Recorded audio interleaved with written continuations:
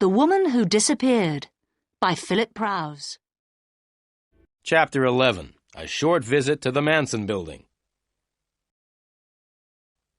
As I was driving happily towards the Manson Building, I had a surprise. I looked in the mirror. The yellow car was coming up fast behind me.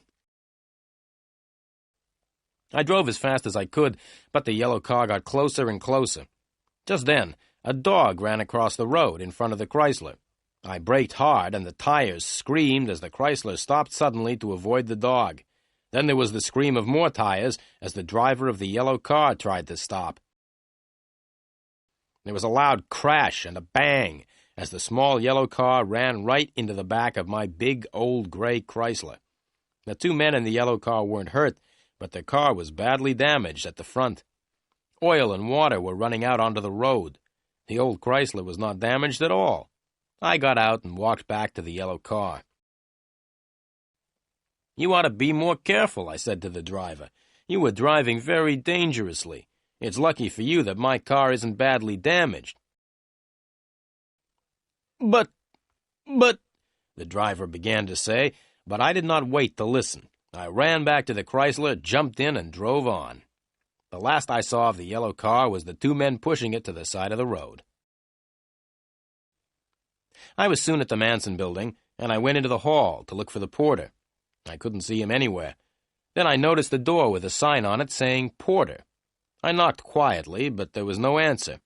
I opened the door slowly and looked into the room. The porter was sitting at his desk, asleep.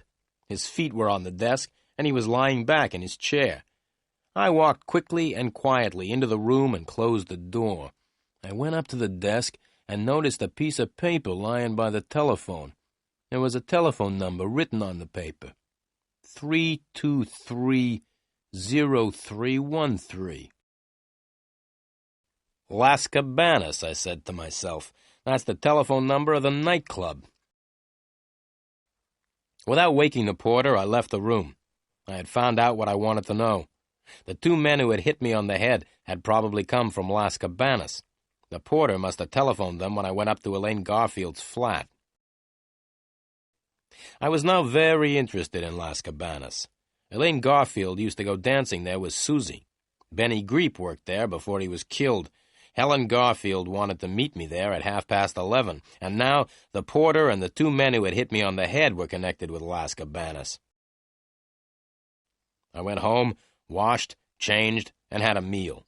At 11 o'clock I went out again. I was going to Las Cabanas.